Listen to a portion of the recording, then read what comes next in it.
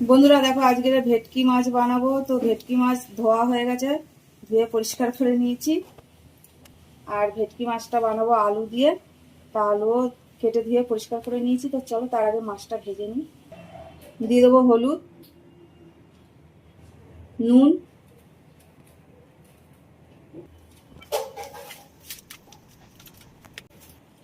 আর এখানে মাছ ভাজার জন্য কড়াই বসিয়ে দিয়েছি, তেলও দিয়ে দিয়েছি। তো মাছগুলো ভাজার জন্য দিয়ে দেবো।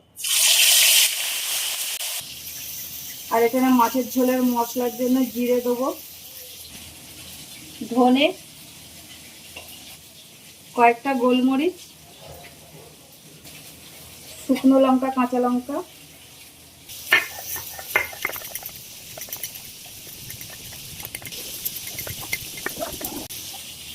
আদা দিয়ে দেবো।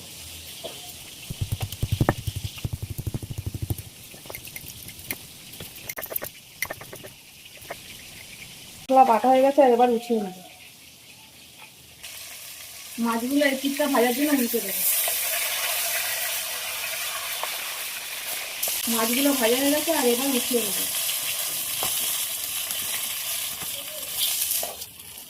ওই তেলের মধ্যে আলুগুলো ভেজে নেবো।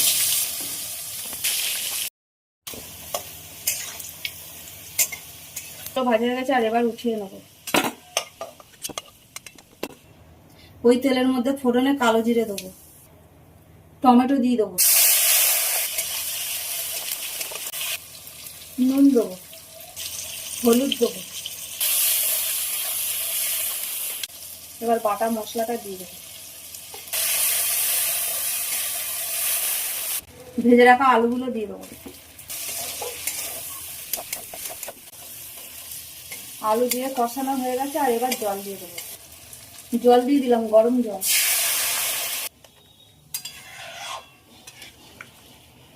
ঝোল ফোটার জন্য ঢাকা দিয়ে দেবো। এবার মাছগুলো দিয়ে দেবো। কটা কেটে রাখা কাঁচা লঙ্কা দিয়ে দেবো। এবার ওপর থেকে ধনে পাতা দিয়ে দেবো। 5 মিনিটের জন্য ঢাকা দেবো, তারপর নামিয়ে নেবো। তো বন্ধুরা দেখো, আলু দিয়ে ভেটকি মাছের পাতলা ঝোল কিন্তু একদম হয়ে গেছে। তো চলো আবার অন্য কোনো ভিডিও তোমাদের সাথে দেখা হবে। আর তোমরা সবাই ভালো থাকবে, সুস্থ থাকবে। টাটা।